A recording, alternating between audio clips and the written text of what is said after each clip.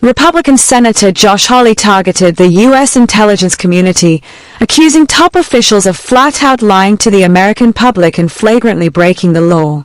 Armed with explosive testimony from a task force insider, Hawley painted a picture of a massive bureaucratic effort to bury thousands of pages of intelligence regarding China's Wuhan Institute of Virology. Our investigative correspondent has the details. It began as a battle over a piece of paper. In March of 2023, Congress unanimously passed a law demanding the total declassification of any and all information linking the Wuhan Institute of Virology to the outbreak of COVID-19. But Senator Josh Hawley says the Biden administration's response to that statutory mandate was an absolute insult to the American people. He brought a visual aid to prove his point. When they finally did release the report, it was all of 5 pages. Remember, the law says any and all information. 5 pages, heavily redacted. One of those pages is a cover note. Hawley then turned to witness Mr. Erdman, a member of the task force that actually reviewed the raw files, asking point-blank if those 5 pages represented the sum total of American intelligence on the Wuhan lab. Erdman's answer exposed a massive gap between what the government knew and what it shared. He revealed that intelligence officials actively bypassed an existing comprehensive report to write a brand new, vastly shortened paper. That is not all the information. Director Gabbard is working through, I believe, 2,000 pages that they're trying to get released in the first batch. There's many more than that. Hawley noted that Director of National Intelligence Avril Haines previously defended the sparse, heavily redacted 5-page summary, claiming it was all that could be released without endangering sensitive sources and methods. But Hawley shifted from the volume of documents to the explosive nature of their content. He read the core conclusions of the public report, that nothing researched at Wuhan could have caused the virus, and that no lab employees were involved in a pandemic-related incident. He then asked Erdman under oath if those conclusions were true. Some of that would have to be covered in classified, but no, they're not true. If we wanted to get into details, I don't believe that's true. For Hawley, that admission was the smoking gun of an active deep state deception campaign. If that is not a cover-up, I don't know what is. We don't have a democracy anymore. These people are in charge and they're lying to us every single day. The accusations didn't stop with intelligence chiefs. The hearing also pulled back the curtain on Dr. Anthony Fauci. Erdman testified that behind the scenes, Fauci actively intervened in the intelligence gathering process, steering the bureaucracy toward a hand-picked list of scientists who heavily favored a natural origin theory, a theory that shielded Fauci's own past support for controversial gain-of-function research at the Wuhan lab. Senator Hawley concluded his remarks with a grim warning, stating that the American people have entirely lost faith in Washington because they are repeatedly lied to by unelected officials. While the intelligence community maintains it is working through a highly bureaucratic declassification process to protect intelligence gathering methods. In March of 2023, the Senate unanimously passed legislation requiring the Office of the Director of National Intelligence to declassify all, I believe the exact language is, declassify any and all information related to potential links between the Wuhan Institute of Virology and the origins of COVID-19. I have some familiarity with this legislation because I wrote it. It passed the House unanimously. President Biden signed it into law under, I think, popular duress. As you may remember, well, first of all, are you familiar with this law? Oh, of course, yes. As you may recall, it set a statutory deadline of just a couple of months later, which the Biden administration promptly ignored and blew through. When they finally did release the report, I think we've got a picture of it here that'll appear over my shoulder. It was all of 5 pages. Yeah. Here it is. Wait for it. 5 pages. Remember, the law says any and all information. 5 pages, heavily redacted, even the 5 pages. I think one of those pages is like a cover note or something. Yeah, here it is. The executive summary, 5 pages. This is, according to the Office of the Director of National Intelligence, this is any and all information related to COVID-19 and the Wuhan Virology Lab.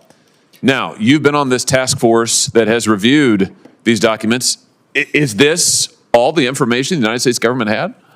That is not all the information. And I'll tell you a little story about that if you'd like. Please. A little story about your 5 pages there. So there was a classified report being written at the time all of this was going on, And I assumed as I'm reading through the documents that they would just take that classified report, which didn't look like that, and they would just redact it. And because I'm reading through the documents, but that is not what happened. They decided to write a different paper instead of what was already. You say they? Who's they? The National Intelligence Council. The National Intelligence Council was at the time that the law passed was doing a thorough review or doing a review. We don't know how thorough. How many pages? You've been on this task force. You've gotten a sense of, if it's not 5 pages, how many pages worth of information would you guess the United States government was in possession of related to Wuhan lab and COVID possible links? I can tell you that Director Gabbard is working through, I believe, 2,000 pages. 2,000? They're trying to get released in the first batch. This is the law states yes, any and all, but there's still the requirement to run it through the different agencies to ensure that there's not some sources and methods. But there's like 2,000 pages. 2,000 pages. 2,000 pages. I want to show you what Admiral Haynes, Director Haynes, said to me when I wrote to her, Senator Braun and I wrote to her following this outrageous, ridiculous report. She wrote back to me and said, well, we declassified only what we could without endangering sources and methods. Only what we could. 5 pages of summary that itself has redactions. The 5 pages have redactions. And you're telling me there are literally thousands of documents. Why are they hiding all of this material? I can tell you that the interagency process of declassification is highly bureaucratic, and that is being worked. And I think you saw just a few days ago, Director Gabbard released some information about the lab. Was Director Haynes, Admiral Haynes, was she involved in making the decision not to release the material?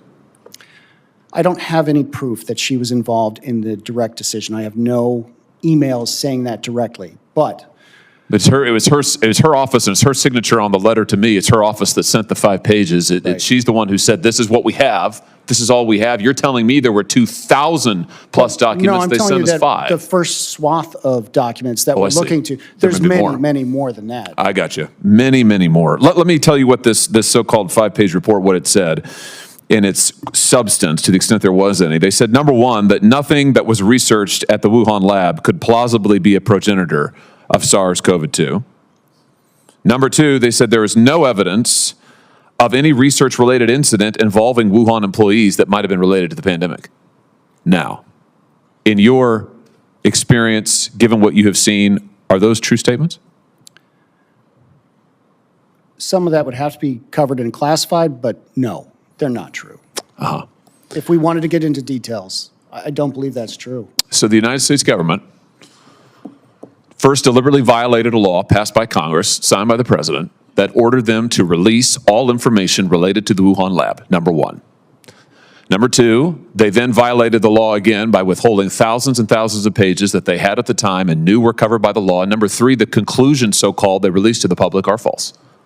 If that is not a cover-up, I don't know what is. And if our elected officials and unelected officials in this case, in the IC and ODNI, if they can get by with blatantly violating the statutes of this country and lying to the American people, I'm sorry, but we don't have a democracy anymore. I don't know what it is, but it's not a democracy because we, the people, aren't in charge. These people are in charge, and they're lying to us every single day. You said in your opening statement that Dr. Fauci, speaking of someone who's not exactly a truth teller, that Dr. Fauci intervened to put his thumb on the scale of what information the intelligence community, the IC, could review when they did their initial assessments of whether or not the Wuhan lab was linked to COVID. What exactly did he do? So let me clarify that. So he reached in and he provided this list of scientists and subject matter experts that we should talk to. And it's not like he's saying, you will go talk to them. He doesn't have the power to do that technically. It's just that the bureaucracy in place at the time was perfectly happy to pursue those recommendations, even when there was a number of individuals who expressed concern, saying, at least one for sure, that said, are you sure we want to do this? He's a policymaker, and we need to have our intelligence cycle. And he had a point of view, did he not? He certainly did. And what was that point of view? Just refresh our memories.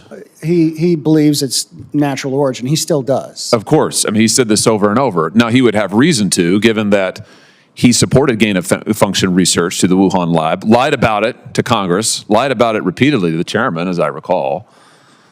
So his hands are dirty in this.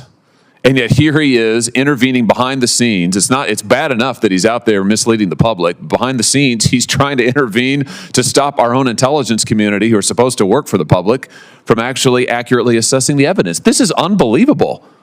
This is unbelievable. And then people wonder, gee, why are the American people not trusting of elected officials? I wonder, why are they? I'll tell you why, because we are repeatedly lied to by these people. Lied to and lied to and lied to. I want to thank you, Mr. Erdman, for your testimony. I just want to note, I think we've only scratched the surface here. Thank you, Mr. Chairman, for calling this hearing. And I just want to point out, when you've got a witness who's saying under oath that the report that the government issued lied to the American people, that it is false, we've got a big problem in this country. We've got a big, big problem, and we haven't begun to solve it yet. Thank you, Mr. Chairman.